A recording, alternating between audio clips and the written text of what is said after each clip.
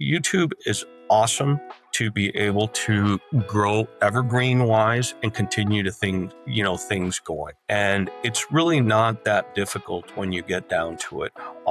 You just need to do it. And a lot of people are scared of the camera. A lot of people, don't know what to say. I tell you simply, it's one thing that you really need to do. All right. One thing, get over it. Do it. Get over it.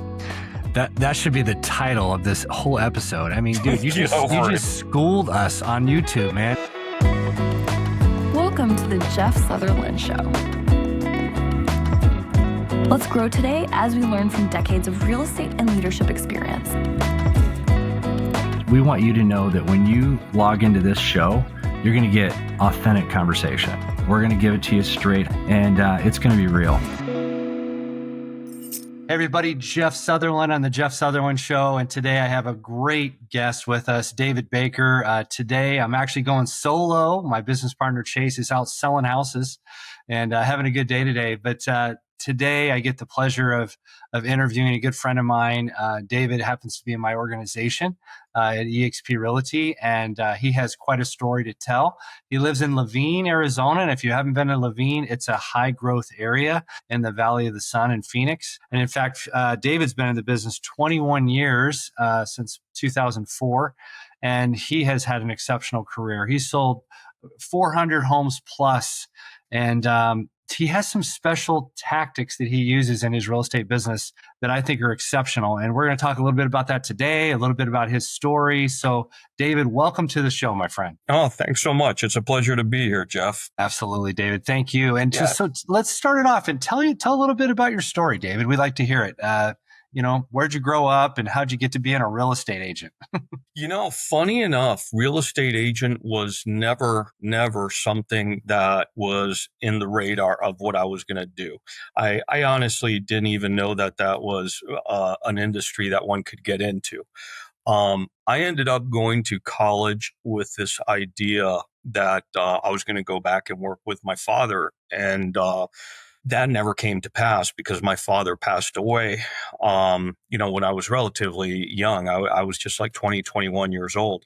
I was at the point where I was about a year and a half, 2 years away from graduating, and I would have gone back to Paraguay, which was where we were living at that time, which is in South America.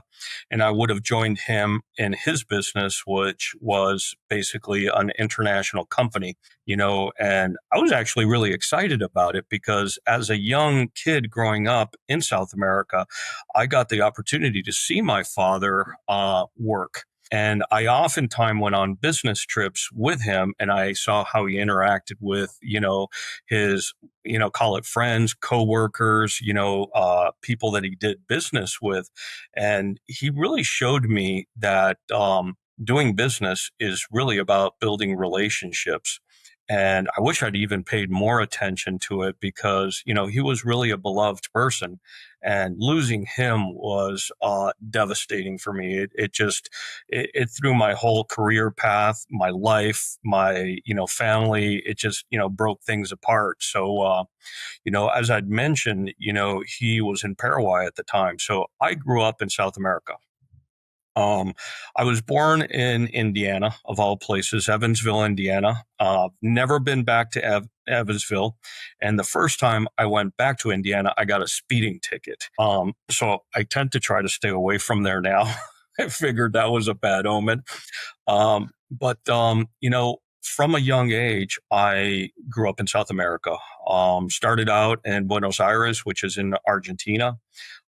We were in Uruguay for a little bit of time. I was 8 years in Asunción, Paraguay, and I did spend a little bit of time in Brazil. And I was able, of course, living down there, to pick up Spanish. I also used to speak Portuguese fluently, but, when you don't use it, you lose it. So chances are I could pick that up again. And that's one of the things that, to me, set me apart oftentimes from other people when I started coming to the United States. My true passion growing up was sports. It just came very easy to me. So I played soccer. I ended up getting a soccer scholarship when I came to the United States, and played soccer and had a great time. And of course, with business, once I started getting into that, getting hired and doing different things because I knew Spanish opened up so many more doors for me. So, growing up in South America, it was a blessing. It was, super fun because you get to see so much of what's out there. Culture, people, food. There's so much good food out there. So all this was wonderful, made some great friends. But yeah, once my father passed away, my mom sold off everything. She made the move back to the United States. That's how I ended up in New Mexico State University, finishing off over there instead of Chicago, where I had been. And I got my degree in business administration, finished up what I was doing anyway. But now it was no longer going to be going back and using it with my father to continue, doing his business, which at the time, what he was doing is he was basically a import export person, mostly dealing with agricultural products, cotton, things of that nature, tung oil. He'd, send it to different places. He used to do business with China, New York, so it was really cool. It was fun getting to know all these people, getting to see how business got conducted. And I would have loved to have done it, but it just unfortunately never came to happen. So my life went another way. Yeah. Wow, what a powerful story! When you think back about your dad, like you had this vision of following him and his footsteps in that career, and that must hit you hard. So how did you bounce back from that? Because you're thinking you're going to go one direction, all of a sudden life changes dramatically. How did things get changed in your mind and your heart? Well, when it came down to it, I just kind of put my head down and decided I'm just going to finish the degree, because nothing was going to happen until then anyway. By that time, of course, mom and, we were living in, New Mexico. We were in Las Cruces, New Mexico, which is a beautiful place. Great place where there wasn't a lot of people. I was able to, I don't know, find my center again, play soccer again, make really good friends. And, this kind of helps you through those tough times, family, friends, loved ones, which is really important. And it was very beneficial to me to have that to help me, through the time. Now, as far as like this idea of business that I had, I'll tell you, Jeff, I saw myself, doing business just like I saw him doing business where, he'd export tung oil to New York, and tung oil gets used in, like products for paint and different things like that. And, Paraguay, of course, produces.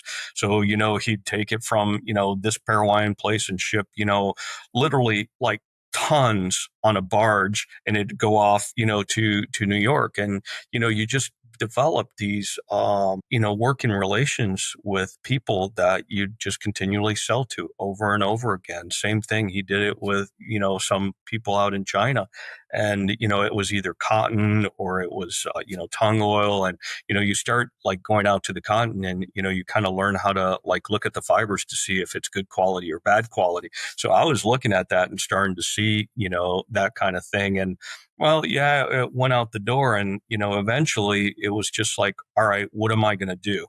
Las Cruces, New Mexico, was a great place to go and recover from everything and finish off my degree. I got it from New Mexico State, but as far as a place to start in the business world, it absolutely sucked.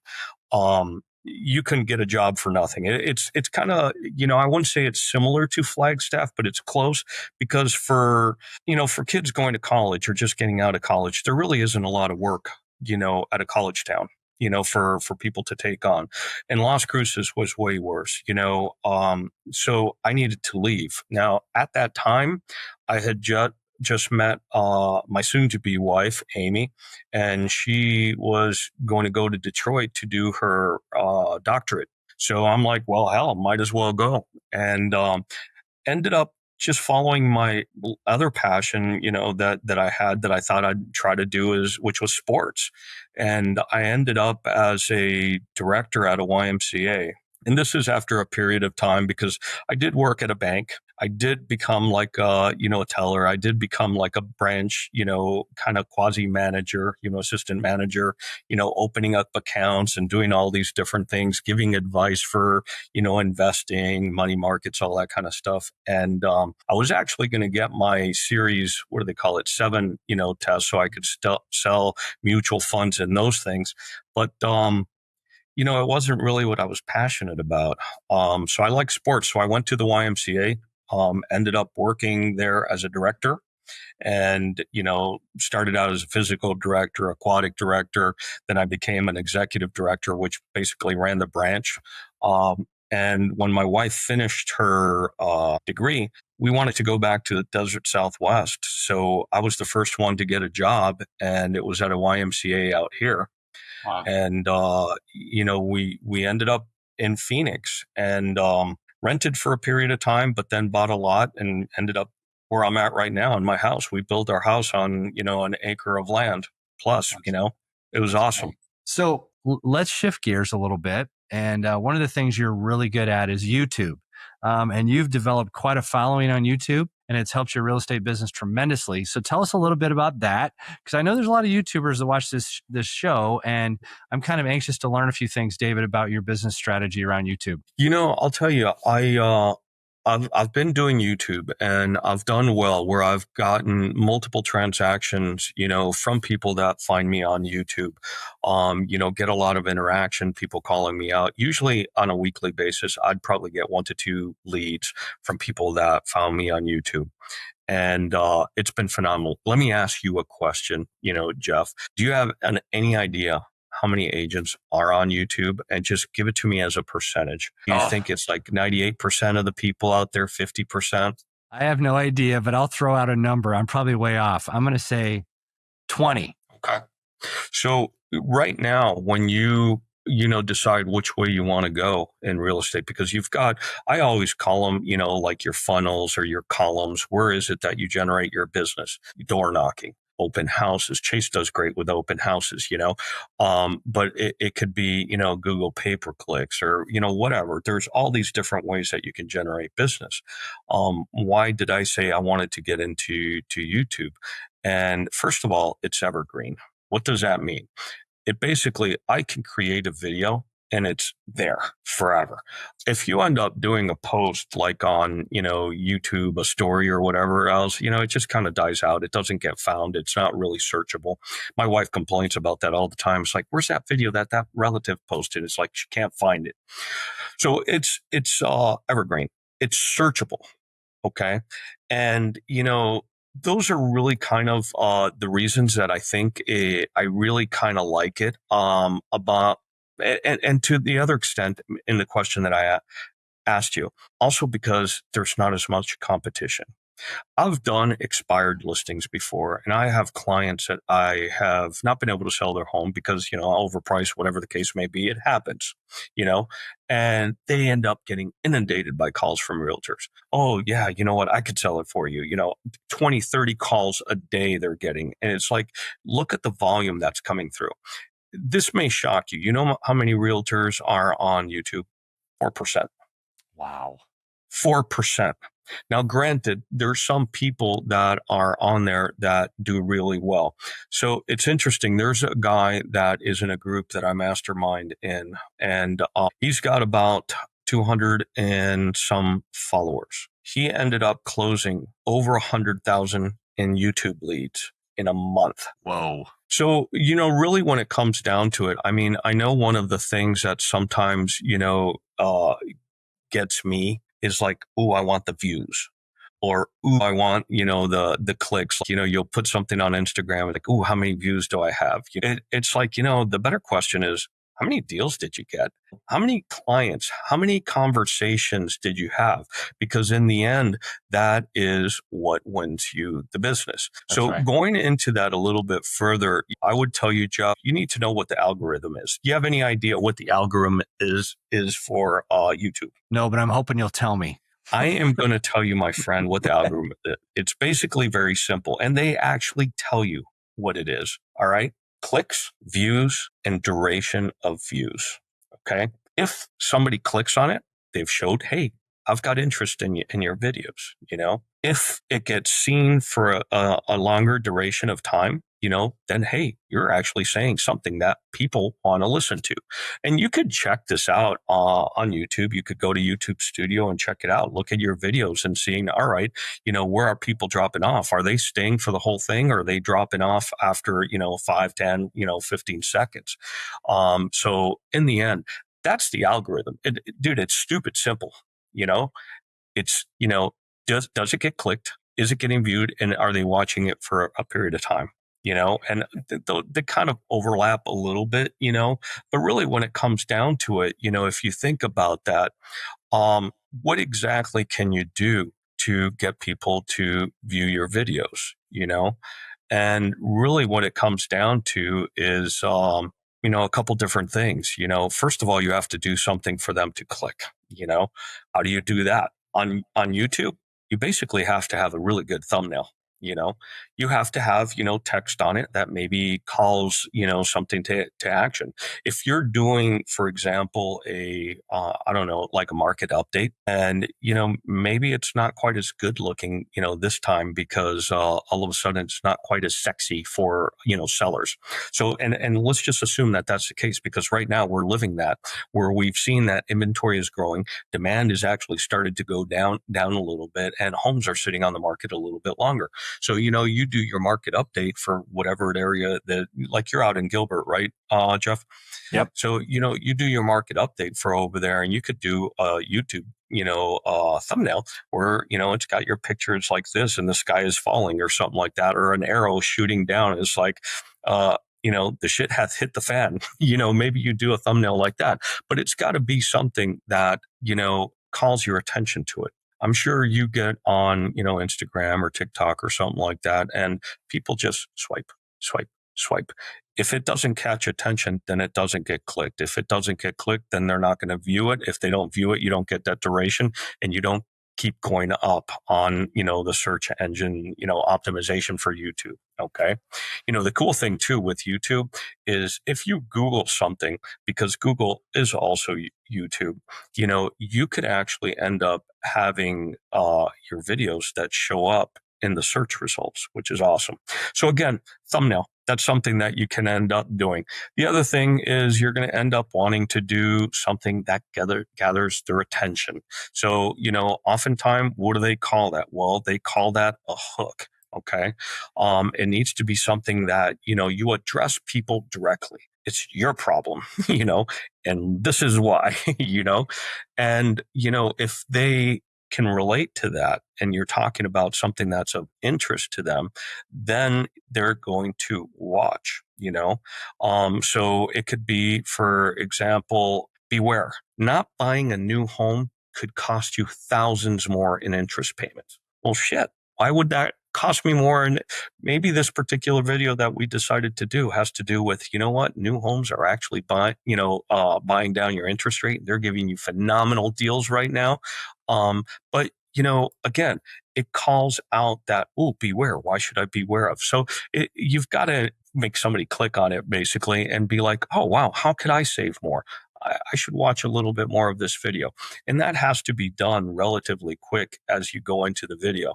Most people, and you've probably seen some of these videos, Jeff, they'll be like, hey, I'm David Baker.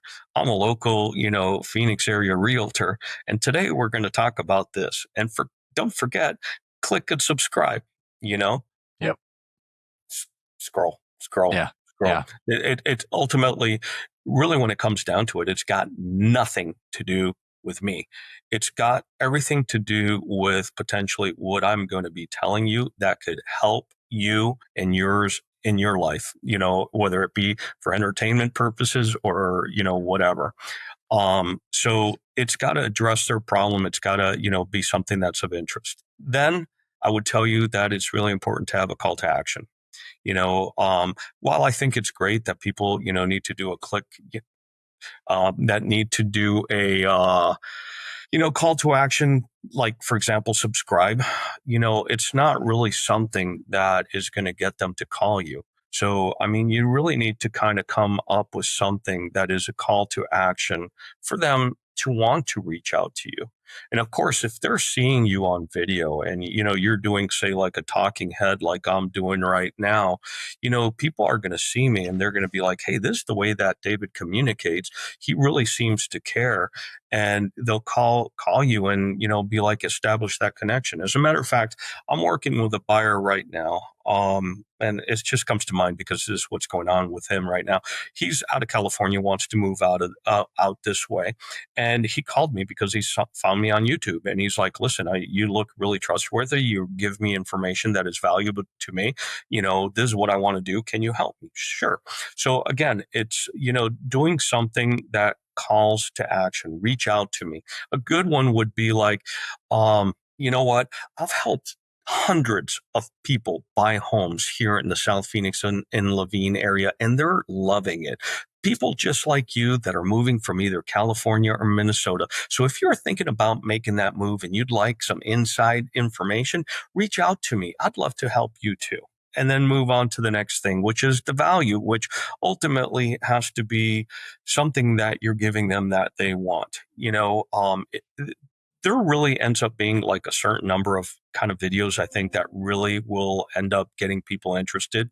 And, I'm shooting these off the top of my head, Jeff. I don't have them written down. So, you can do, for example, a tour of a home. Everybody that's looking to buy a home, what are they interested in? They're interested in seeing a home. Yeah. So show them a home, and I'll tell you what, people like, Dennis, who works like the luxury, man, that's phenomenal. Everybody wants to see what a Yeah. luxury Yeah. home looks like. So you've got to see this luxury home. It's got a freaking bowling alley, and Yeah. do that. I mean, oh, people will watch that. There's a guy that I know that multiple guys I know actually that's all they do is video tours, and they literally end up having tons of transactions. I know somebody that usually has anywhere between 10 to 20 transactions they're doing every month from people that they got contacted by with that found them online, and they're just video tours of see the front of the home. So that's one. Community tours, of course, market updates are another one. So, but making sure that you give them that item of value and go from there. And then lastly, because at this point we've talked about a couple things. So I told you got to get them to click, which is the thumbnail. You got to keep them to want to keep viewing it, which is the hook, the call to action to have them reach out to you. The value needs to be there, which is you better give them some good information, because if you're just giving them fluff, then you're going to see it in the results, because people aren't going to, be watching, your video. Funny enough, like I've got some videos that I've done that have gotten thousands of views. I've had some that have got like 20,000 views, some 19,000, 18,000.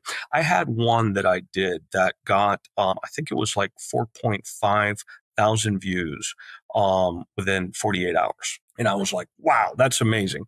Now, ultimately, that's very similar to what I told you before, which is like, that's really great for my ego and my pride. How many deals did it get me? And luckily with that one that I had 4,500 views within a short period of time, I probably had about 15 to 20 people call me up. And at that point, you need to put something else into play, which is to have a pretty good follow-up system. And I'll tell you what, I'll be completely honest and very real with you. I've had that kind of lead generation, but I've also dropped the ball on some of the follow-ups where, somehow they kind of got dropped on the wayside. And when I follow up with them, and sometimes it's been as much as like a year later, they already bought. And this right there is the cost of my education. And it's been something that, I would say has been expensive. But ultimately, you really need to have a good system for following up, because if you follow up, who cares what it is that you're doing? You're not going to get the deal.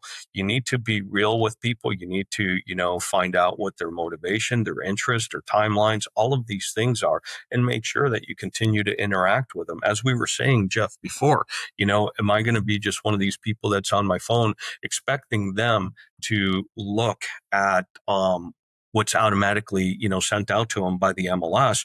Or am I going to actively, reach out to them every couple of days and say, hey, did you see this new house that came out on the market? You know what? This is a horse property, exactly like what you were looking at, that has a pasture, that has, the horse corrals, that's 2 acres, and it's under $1 million, man. Want to go see it? Yep. And I'll tell you what, I've been at fault recently. I kind of got away from some of these simple things, but that right there, in a nutshell, dude, that's YouTube. And, the reason to do it is because people will find you. It doesn't matter if they Google you or if they're on YouTube, and people want to be entertained nowadays. So they're going to be on one of the socials, probably, whether it be Instagram, TikTok, or YouTube, because they've got YouTube shorts. They want to be entertained. And I'll tell you what, a lot of the stuff that you do, there's an AI now where you can upload the video and it'll chop it up and it'll end up segmenting it off. So you can end up putting it to shorts and have whatever long form content you did work for you as short form content too. And just so that I expand on that a little bit, I'm sure I'm, preaching to the choir here, but just in case, long form content is a lot of the stuff that you will end up putting out on YouTube, which ends up being pretty informative and, can last, upwards of a minute. I'll tell you, most of the long form content that I do tends to be somewhere between 3 to 10 minutes. I'd say average somewhere between 5 to 7. And, I do get traction, with that stuff. People do reach out to me, and it's interesting, just like, the guy from Florida, it really doesn't matter how many views it gets. I mean, if one person saw it and they call me up and I'm able to help them transact on getting the home of their dreams, I'm a happy camper, That's right. So anyway, that's what I would tell you. YouTube is awesome to be able to grow evergreen wise and continue to things going. And it's really not that difficult when you get down to it. You just need to do it. And a lot of people are scared of the camera. A lot of people, don't know what to say. I'd tell you simply, it's one thing that you really need to do. All right. One thing, get over it. Do it. Get over it. That should be the title of this whole episode. I mean, dude, you just schooled us on YouTube, man. It's like, it's funny. I kind of feel like I'm held hostage sometimes to the ADD society that we live in, because people want like immediate kind of shock value with the YouTube videos, right? They want something immediate that they can get their arms around. And then I think you have some listeners who are willing to hang out for a while and listen to the depth of the conversation. And I have to say, I'm kind of a depth conversation guy. So I have to really be purposeful when it comes to YouTube about making sure there's a call to action, making sure it's about them, and saying things right out of the gate that are really pertinent so they can stick, right? Because it is the duration. You just gave us some amazing metrics. So you need something to call people in, to bring people in. You need a call to action. You need clicks, views, duration of views. You need thumbnails. I mean, when you put all these things together, it sounds kind of daunting, but I'm sure you've gotten to the place where this is coming naturally to you now, and it's starting to come naturally to me as well. I'm starting to understand more how it works, but I think you got to get a lot of episodes out under your belt to do well in this business. Or what do you think about that? Because now I'm finally starting to get traction with all these podcasts, but we've done well over 50 now, and in fact, even if I got no leads out of it, I'd probably still do it because I love doing it. I love meeting people and I love hearing their stories, and I'm hoping that people get value out of it. So that's the battle I fight, David, is just trying to make sure that I get them something quickly. I'm one that I don't always like to have that pressure on me. I like to just kind of ease into a conversation like we've done today, if that makes sense. Yeah, I'll tell you, you mentioned right there, I think not necessarily having to have a ton of videos out there is necessary, not for YouTube. Okay. For, social media, my understanding, with different people that I work with Instagram, you need to probably do like 3 reels a week, and you hopefully do like one story every day, etc. And that's how you kind of, gain traction, with the YouTube, long form content, ideally, if you put out, I'd say like minimum one new long form content a week, potentially better two long form contents a week, you're going to be doing, really well. But also keep in mind that, you're putting more time and effort into those, but the rewards are going to end up being, as I mentioned to begin with, evergreen. One of the videos, I'm going to, just get on my computer here real briefly, I just want to see something, and you may end up hearing something in the background. Sorry about that. But I'm kind of curious, like on one of my videos that I did, like where the number of views are at this point, with a specific one. And the reason is that, you could always, oops, sorry about that. There it is. All right. So looking at my videos here, I want to see which is the most popular. All right. So, this is my English one. And by the way, the English one doesn't perform nearly as good as my Spanish one. Funny enough, I started out my English YouTube station, I don't know, years ago, and the Spanish one maybe 3 years ago, 4 years ago. So I'm over 1,500 subscribers on my Spanish one, but my English one, it's not even, a third of that. But ultimately, it doesn't matter.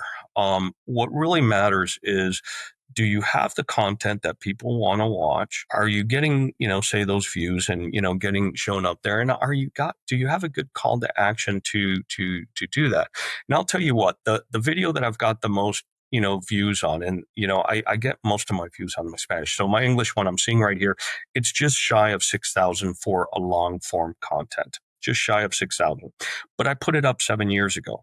Now, the cool thing is that it's telling me, because I've got that many views, that people are interested in this. The thumbnail for this thing sucks. It's flat out. It's horrible.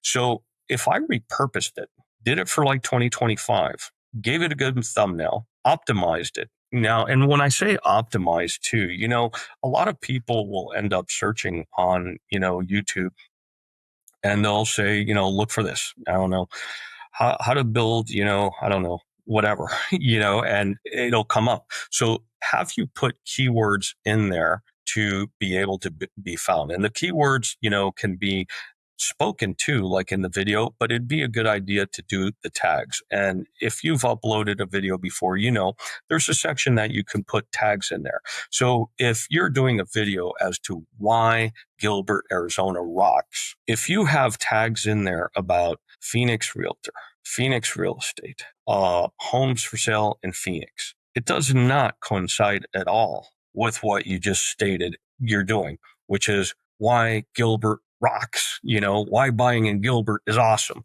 And if that's the case, then, you'd be more, better served to do tags where it is towards that.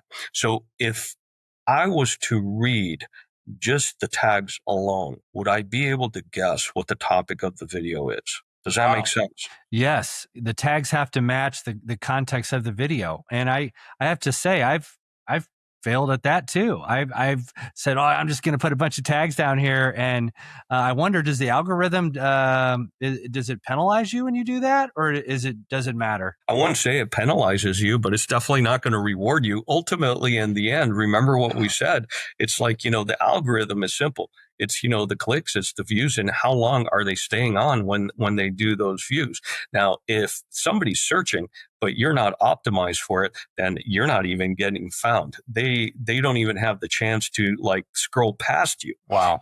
So again, you didn't optimize it. You didn't, do anything. And I'll tell you, once you start getting into videos, you get so many, people, especially on Facebook, that'll send you, hey, I'll do your YouTubes, I'll do your edits, I'll optimize it. I'll make, they'll even send you screenshots. It's like, yeah. Look, you're not getting that many views. I'll do better. It's like, you know what? No, don't pay for any of that stuff. Just make sure that you're doing a good job. Do your tags, show you what exactly the video's being, talked about. And if not, then fix it. And one of the things that I would tell you, this is going to blow your mind. There's so many simple things out there, Jeff, that when you kind of think about it, you're like, oh God, I'm dumb. How did I not think about this before? So this is it. Go to your YouTube channel, see what videos you've done, optimize it, go through. What is the video about? Because some of the tags that I used to do on mine, and I haven't gone back to some of my older videos, I just used to put Levine, 85339, real estate, homes for sale, and that's it. And I put them on all my videos. Has nothing to do whatsoever with some of the videos that I posted. Is it being found? Is it being viewed? No. So what can I do? I can go back and start looking at some of these and make sure I change it so that it optimizes. Maybe on top of that too, throw a new thumbnail on there. Make sure that it's sparkly and that people will come and watch it. And that's something that you can do that really isn't going to take a lot of time. You could probably do multiple ones of those over a period of an hour, and all of a sudden you'd start seeing maybe some of those are getting a little bit of traction, and you could kind of take it to the next level. Wow, this has been great. This has been awesome. So, people hopefully learned a lot about YouTube today. And I want to remind people, David and his real estate business, he's gained quite a number of just raving fans. So that's on his that main note, I'll tell you something. I'm sorry to interrupt you. So I just closed on a deal today. All right. And, they asked me, can you send me a link so that I can give you a recommendation? I got to tell you, David, I have worked with many realtors. You are by far the best realtor I've ever worked with. And I'm like, what's crazy? Like right now too, my Google My Business page got suspended, multiple of them, and it's like, that's what I was using to have like reviews. So I'm like, well, what am I going to do now? But so cool that people have experienced that, because in the end, my goal is to help people out and help them do their transaction to get them the home that they want, whether it be, home they're going to live in or an investment property that they're going to be able to help grow their net worth. But I want them to be happy with it. The last thing I want is somebody to call me back and be like, you know what, this was just a mistake. Horrible, horrible, horrible. I don't want that, so I try to transact with everybody in a way that they are going to have the best experience. And it was so cool to hear that from these people today. It's like, David, you're the best we've ever worked with. I'm like, yeah. That makes it so worth it, doesn't it? All the work that we do as real estate agents, people have no idea all the work that we do behind the scenes. And that's a gratifying moment. So David, how can people hear more about what you do? Tell them like what channels you're on so people can log in and listen to you, and how can they get a hold of you? Interesting. Funny enough, I've been thinking about trying to do stuff a little bit where it's talking about growing maybe with other agents as well, maybe helping them along, things of that nature, so that I can, I don't know, help train. I used to do this. We were talking about it before the show, Jeff, where I used to help other agents, teach them how to farm, teach them how to do different things to grow their database and get new clients. That'd be kind of a fun thing to do with other agents as well, where if they're trying to expand on, YouTube, and I've started to try to do a little bit more with Instagram, funny enough, like the message for the most part is going to be the same. What attracts people tends to be the same. So the message to market, you just need to change the format and also make sure that they're able to reach out to you and you establish the communication, because, you're not going to just be on this thing all the time. You need to be able to establish that communication. And even like with Instagram, this is one of the things that I want to do going forward is, people might have liked the video. It's like, reach out to them and say, hey, it's really great that you stopped by. What'd you like about the video? Do you need any help with anything? Because if you're not doing that, you're not starting any kind of conversation. I mean, not everybody is going to raise their hand and say, hey, help me out. But if you're helping start the conversation, then they may start saying, yeah, you know what, I need the help. So I'm going towards that, where I'd like to start doing maybe a video here or there where it's like how to do this, how to do that. So we'll see where it goes. I haven't done it yet. Well, so if you're a buyer or seller, you should hopefully you've learned today why people love working with David so much. And if you're an agent, and David and we've been in the business a while, 21 years for him. He sold hundreds of homes. So, I think there's a lot of agents right now that are looking for experience. They're looking for guidance. They're looking for people that have operated at a high level for a long time. And that's what you get with David. So, if you're an agent and you're like, you know what, I need something different and I need somebody that I can kind of run with as a running partner, call him. I've witnessed this myself. He's a part of my organization. He comes alongside of people. He gives them everything he can. And, there's, when you got people like David that have the wisdom that he has, you got to take advantage of that, And so I hope if you're an agent listening to this today, you reach out to David, reach out to me. I can get you in touch with David. And if you're a buyer or seller, David, what's your YouTube page name? How can they watch you? Good question. It is Phoenix Residential Real Estate. You could just Google David Baker eXp Realty. That'll probably take you there as well. But yeah, Phoenix. Actually, the handle is at Phoenix Bilingual Realtor. At Phoenix Bilingual Realtor. Perfect. Yeah, David, this has been great. And you know what's interesting? I'm kind of segueing to something else here for a second, if you're okay with that, Jeff. Yeah, for sure. Yeah. I'll start this today. If you're a new realtor or if you're just starting to get into this, what I would tell you is brand yourself, first of all. Okay. There may be chances where you end up deciding, all right, I'm going to go from Remax to HomeSmart to Keller Williams, whatever. Brand yourself. Of course, you're going to have that information next to it, but brand yourself. Who is it that you're doing? And, when I first started out in real estate, and, this is obvious too in my channel here because it's, Phoenix Bilingual Realtor. I mean, that's one of the things that I am in a sense, but does it brand me? No. If I could go back, I would just do everything David Baker, Phoenix Realtor or something like that, because that is branding me. And then make sure to do that across everything that you do. So if you've got a website, it's David Baker, Phoenix Realtor. If you've got social media like Instagram, it's David Baker, Phoenix Realtor. If you've got your TikTok, again, I'm just being, redundant. But the thing is, no matter whether you end up going from Remax to HomeSmart or even come over here with me at eXp, you're branding yourself. And that goes with you no matter where you go. And you won't end up with, this thing, unfortunately, that I ended up with, which is, multiple brands of, that I've ended up creating because, my Spanish station isn't David Baker Bilingual Realtor. It's something completely different. Do I get a lot of views? Do I get clients from it? Yeah. But ideally, the perfect situation would have been maybe where it is all David Baker, Phoenix Realtor. Yep. As it is right now, I've got double the work because I do Spanish videos and English videos. Yeah, I watched or I read a good book once, and it said that as an agent, you could work for Dirt Realty and you could be successful because in the consumer's eyes, it's not about the company you work for. It's about David Baker. Now, exactly. I believe that David Baker and Jeff Sutherlin care where they work because they need to get the support, the broker support, the tools, the systems, the platform, the economic opportunity. All those things have to exist. But as far as the consumer goes, they want to know, are you going to deliver fiduciary service? Are you competent? Do you care about their needs? Are you a good negotiator? These are the things they care about, right? And so it's really your brand. So when you're a brand new agent, David's right. Start out from the very beginning and start branding yourself and become visible in the marketplace for what you stand for and be authentic.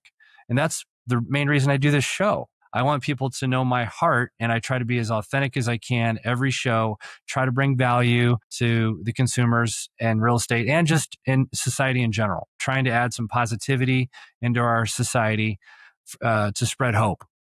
So everybody should know who you are and what you stand for. And I would tell you too, I mean, it's great to end up getting your business to come from an area of abundance. Because, in the end, you want to do right by anyone that you interact with, whether it be buyer, seller, or, even a prospective seller. I have had the pleasure of going on a couple appointments where I've told the guy, don't sell the house. It makes no sense to sell the house based on the situation that you tell me that you're in. Would I love to? Sure, I'd love to. And I'm sure I'll get it sold and I'll make some money. But this does not make sense for you. And I'll tell you what, if I'm completely living paycheck to paycheck, then I'm sure I'm going to question maybe doing that a little bit more. But realistically, if you're starting to build up your business, do it right from the ground up. If you've ever noticed a pyramid, the base is a lot wider so that it can support that weight. Just focus on doing what's right. Build your business on all the things that are right, and it'll come. Yeah. What a great time with you today, David. I certainly appreciate you. So guys, if you have any questions, be sure to hit us up so you can get a hold of David, and you can always talk to me, Jeff Sutherlin Show. We appreciate your viewership. And if you know any other agents out there or consumers that want to learn more about the business, let us know. David or I both could help you out in anything you need. We've been selling for a long time, and we just appreciate your time. David, thanks again for all your time today. You bet. Loved it.